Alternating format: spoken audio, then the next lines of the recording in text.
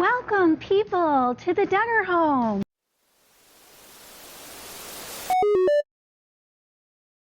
Hello and welcome to Happily Ever Reality. I'm so glad you're here. Today we are talking about Shiny Happy People, the very heavily hyped documentary about the Duggar family. It has Jill and Derek in it, as well as Jen from Fundy Fridays. It also has some ex-IBLP members in it. So it's just a very, very good documentary about both the Duggars and the IBLP. I do want to warn you that in this video, we'll talk about CP, SA, harassment, and neglect. I sort of tiptoe around those with the language I'm using because this is on YouTube, but I want you to know that it's in here. So if you do not want to hear about those things, this video might not be for you. Now, before I go any further, I want to tell you what the IBLP is in case you don't know. IBLP stands for the Institute in Basic Life Principles. It is a non-denominational Christian organization that serves as an umbrella organization for several ministries established by the American Christian minister Bill Gothard in 1961. So I am taking that straight from Wikipedia because I wasn't exactly sure how to describe it myself, but I did know that it was a large Christian organization that gave its members directions on how they should live their lives, and that the Duggars were or are members of that organization. So that is how the IBLP is linked to the Duggars, and that is why this documentary focuses on both. So this is the first time I've ever talked about the Duggars on this channel. I have really avoided them because of everything that has happened with Josh Duggar. That just wasn't the direction I wanted to go here. I felt like everything that was being said about them was really about him. You know, the original show, like 19 Kids and Counting or whatever number they were on, it's been off for years. Even Counting On has been off the air for a long time. So there was nothing really relevant about the shows that, is happening right now. And everything else seemed to involve Josh. And that stuff is just too serious for what I do here on this channel. But when I heard about this documentary, I knew I was going to watch it. I was interested. Even though they do talk about Josh, that isn't all there is to it. So I was interested in watching it, and I decided, afterward that I was going to come over here and I was going to make a video. I don't know if I'll talk any more about this or not. I haven't really decided, but I did like this documentary, and I do recommend watching it if you watch the Duggars. I remember watching one of the first documentaries about the Duggars. I believe it was actually on Discovery Health. Could be wrong about that, but it was about them moving into a larger home. The Duggars were in a really small home, and so then they moved into a much bigger one, and it was filmed and shown in this documentary. And I liked the Duggars. I liked the family from the minute I saw them on TV. I didn't grow up that way, but I recognized and was familiar with that lifestyle. I was homeschooled in the 90s and early 2000s. I did not grow up in a conservative household. I did not grow up deeply religious. I did not even grow up in a large family, so I actually had nothing in common with them. But I was homeschooled in a conservative area around the same time some of the older Duggar children were. So I sort of know that lifestyle. Even though most of the Christians that were homeschooling or in our area that I knew weren't as extreme as the Duggars, there were definitely some fundamentalists in the co-op that I was in growing up. I remember some of them did not have TVs. Many of them could only listen to Christian music. They did not have access to the internet. They weren't allowed to watch a lot of movies, if any at all, but not all of them. There were a lot of mainstream Christians as well. As a matter of fact, I would say most of them were more mainstream, but in that mix were some fundamentalists. I don't know specifically that they were IBLP, but when I watched the Duggars, I definitely recognized some of the clothes and some of the hairstyles. So the Duggars and their lifestyle, it just wasn't unheard of to me. The only thing about the Duggars that was really extreme was the number of children they had. I remember some of the families in our homeschooling co-op, they'd pull up with that really large van and there were 9 kids or 10 kids, but no one ever hit 12, 13, 14, 15. I don't remember any families that large. But when I was seeing the Duggars on TV, I was seeing a family that was like other families I knew and liked.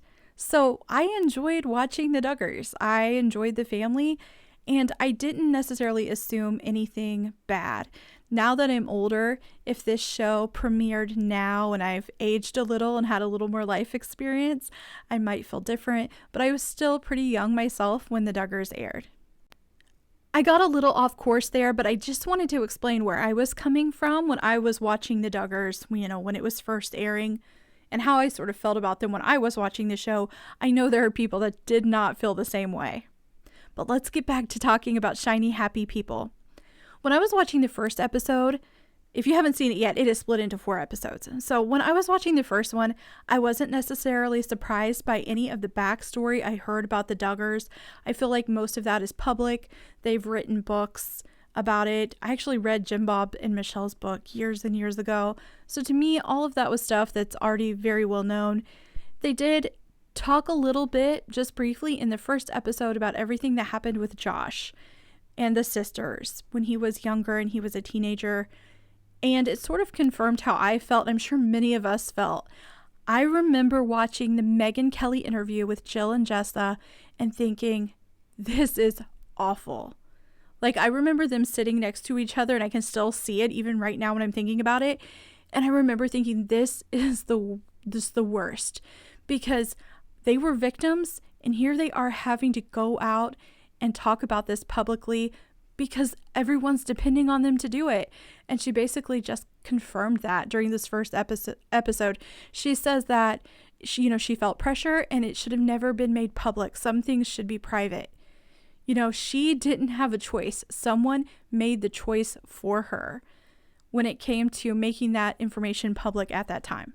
It was just the worst situation. I really feel for the girls in that family.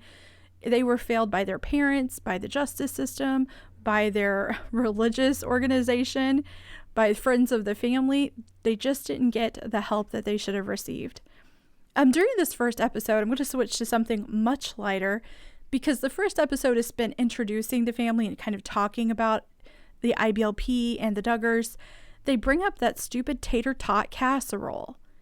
And I have always thought it looks disgusting. I think it looks just like the grossest food ever. And I need to know if anyone's made it, ate it, made it and ate it. How is it? Is it really good? Or is this just got like some Duggar hype behind it? Because I don't want tater tots in a casserole. And they end up showing it. And I was like, come on. You don't have to bring that into this whole thing. It's already bad enough. Now you've brought that nasty casserole into this. So let me know in the comments if you've eaten that. Again, I wasn't necessarily shocked too much by the first episode, but I felt like things started to surprise me more in the second episode. This starts with Jill talking about that pressure to do damage control after everything came out about Josh and his first, the first SA allegations from when they were younger and he was a teenager. And Jill just said she felt a lot of pressure. She didn't feel like that should have been public. And then from there, they jump right over to just briefly mentioning the whole Ashley Madison scandal. I remember when that happened, and I remember that was when I was like, oh no, this is somebody who's just going to keep going. Like, he is not doing the right thing at all. So I think there was a part of me that was just waiting for what he was going to do next when that Ashley Madison scandal happened, because it's clear, he wasn't a good teenager and now he's not being a good adult. So what is he going to do to mess up next time? I never would have thought it would have been CP or anything related to that. I don't know what I thought it was going to be.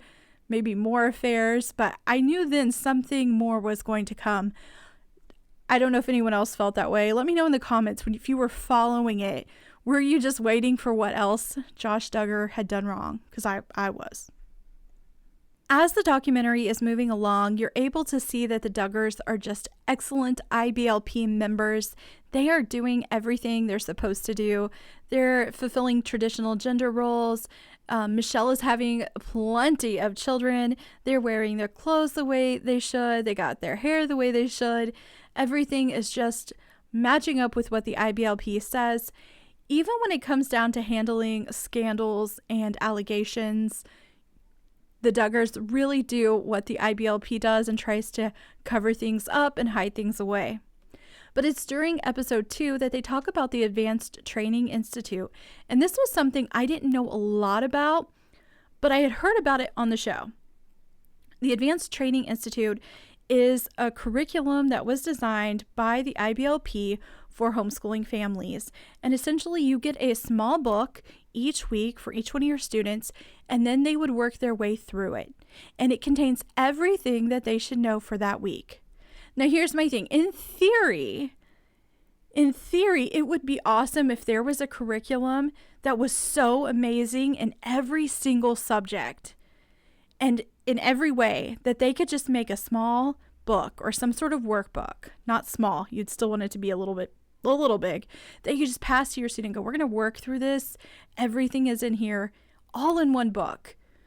But that is almost impossible. As someone who was homeschooled and has homeschooled briefly myself, I can tell you, you know what? It's just really hard to find one curriculum company that does everything so well that you just want them to teach your student everything. It's even less likely that you're going to find it in a little tiny booklet that you just work through each week. I cannot imagine how bad the education is that you would get from this curriculum. And I want to stress something if you're not familiar with homeschooling.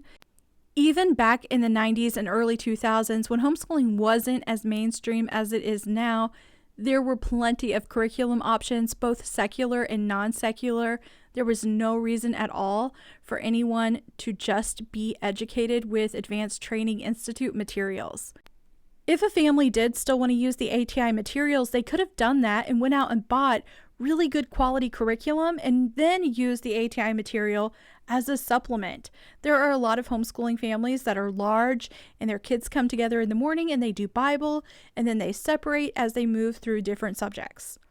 There are homeschooling curriculums specifically in history and science that are designed for large families so that everyone can be learning about the same topic, and then they have different lessons for different ages. So the lessons, align with the skills of that age group. But then everyone can go on a field trip together that's focused on that subject. I'm just saying there's so many options. The Duggars had money. Jim, Bob, and Michelle had the benefit of having a public school education, yet they chose to not give that to their children. And I can only assume in their minds they were partly blinded by their faith in that religious organization. And then also, I think they genuinely believed that was all their kids needed. That is all they need. If the girls are just going to grow up and become wives and mothers, why would they need more than that, right? It's a shame. It's an absolute shame that is what they believed. And I hope no one was influenced by the show to go out and use that curriculum, because what a joke. Modesty is also discussed, which isn't surprising. Modesty discussions are common in both the conservative and religious world, but the IBLP really took it far. They had specifications about the style of dress as well as how hair should be styled. The preference was for long hair to be curled around to frame the face. Here's my thing. You want to talk about modesty and it involves your faith, that's fine. But when it really gets down to how your hair is curled, that discussion to me is no longer about modesty. That is about some man who has some power and his preferences. That is about some dude wanting to make the women look the way they like. It's no longer a modesty thing. There was a clip, though, that I found really funny. There is a woman speaking, and she's speaking at some sort of event. You can't actually see the people. But she is standing up there at a podium, and she says, "The shorter the skirt, the more vicious the trap." I was like, oh man, I wonder if she realizes she's in this documentary and she's made a bunch of us laugh in the middle of something that was really serious. Because it is serious what went down with the Duggars and the accusations and Josh's actions. But the shorter the skirt, the more vicious the trap. Yeah. Let me know if you laughed. Let me know in the comments. During episode 2, they also talk about the buddy system and parenting within the IBLP. So if you are an IBLP member, what are you taught? You are taught you should have as many children as possible. And what happens when you have too many kids and you can't care for them? Well, you end up with neglected kids, or you can just make your older kids raise them for you. And that is what we see with the buddy system in the Duggar family. The older kids are paired up with a younger child or more than one younger child, and they're responsible for helping that younger kid. And Michelle really had a way of explaining the buddy system that made it seem all very pleasant. And the show just added more to it. It made it look like it all worked really well. I remember watching it and thinking, like, I can't decide if this is crazy or amazing. Like, how do they get all of these kids to get along? But it was actually my own mother who made it a point to mention that this was a problem. This shouldn't be happening. I remember her saying Michelle and Jim Bob wouldn't have that many kids if they actually took care of them on their own instead of making the other kids do it. My mom was not really a fan of the show. She did not like Jim Bob and Michelle from the beginning. She did not like how they treated the older kids. And at that point, I had never given it much more thought than just watching Michelle talk about it. But my mom was onto something. You know, the ex-IBLP members who speak during this documentary talk about how they had to take on a role, you know, of being a parent in their family. They had to help parent the other kids because their own parents couldn't do that. There were too many of them.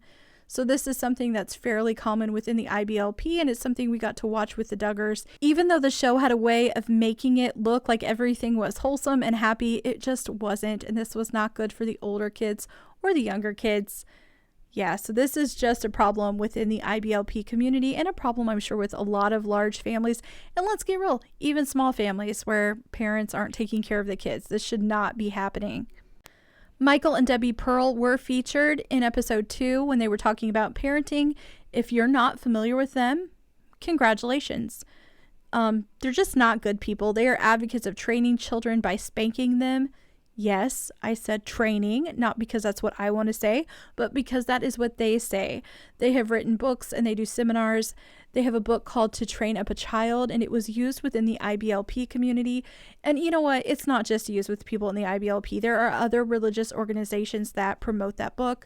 And I just want to stress, the Pearls believe that a child can be disciplined by spanking, and they believe that a child can be disciplined that way and trained at any age.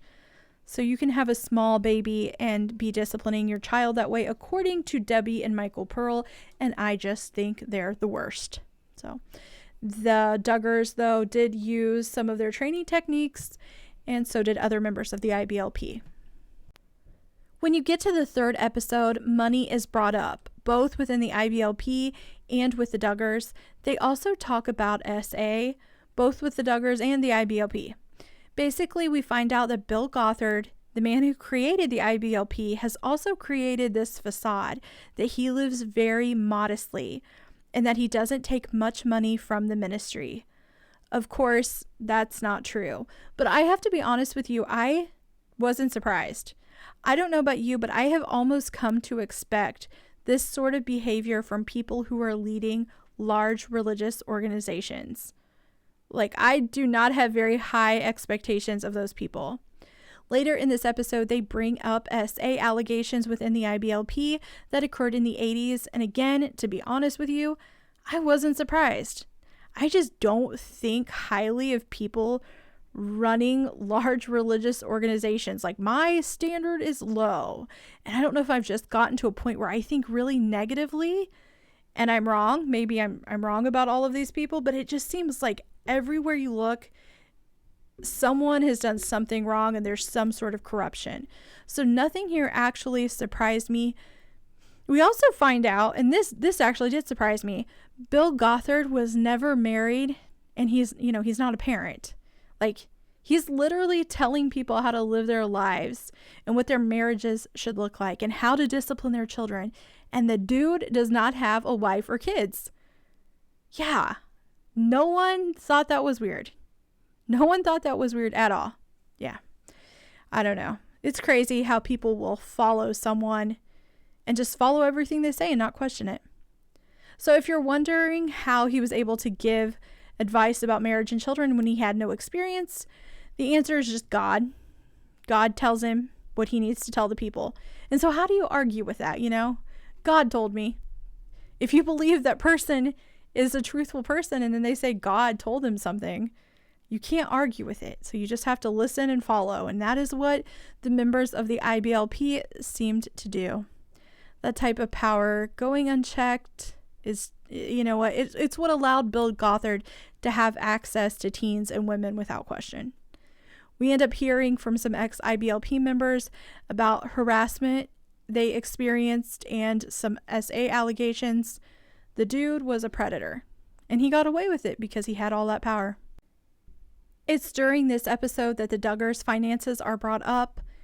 I was really surprised by how bothered I was when I was listening to Jill talk about money.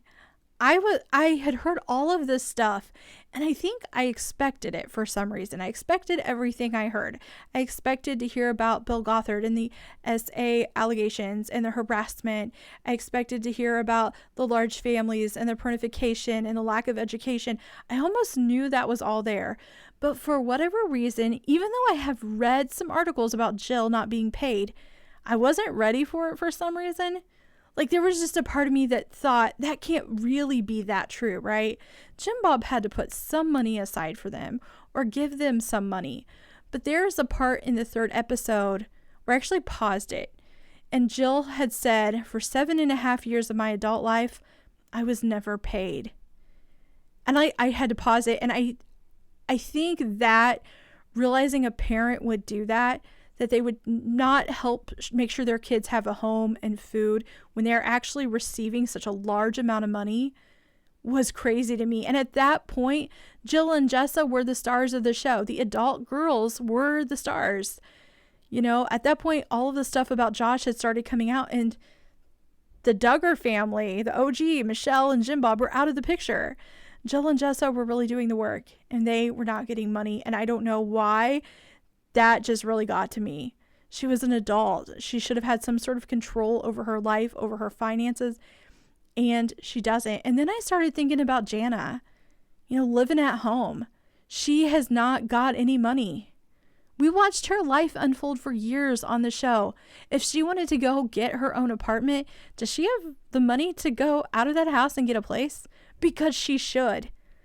But I wonder if it's true, if they have no money from Jim Bob, if she has absolutely nothing. Does she have a significant amount, like enough to go get a place, is what I'm saying. And it doesn't sound like she does. And for whatever reason, it just really got to me. Maybe it was like the icing on the cake situation. Like, I'm hearing all of this. And then I realized, it shows an article where it says Jill was depending on a food bank. And I was like, how awful do you have to be? Like, we just keep going and going and going, and it never ends. There was a time I wasn't 100% sure about Derek. I remember when he was courting Jill, and I was like, I don't know. I don't know about this guy. What is his motives? Has he watched this show and he's just trying to get close to the family? I don't know. I wasn't sure about him. And then I know there's just some things he believes that I don't believe. We're not the same type of people. But it does seem like he is really good for her. It is Derek that finally says, you know what? We should be getting paid. Jill should be getting paid for her role on the show. And he called Jim Bob and tried to have that conversation. So it was really Derek who pushed for the end of this. Like, you're either going to get paid or you're not going to do this. Like, why are you putting yourself on TV and you have no money, you have no income?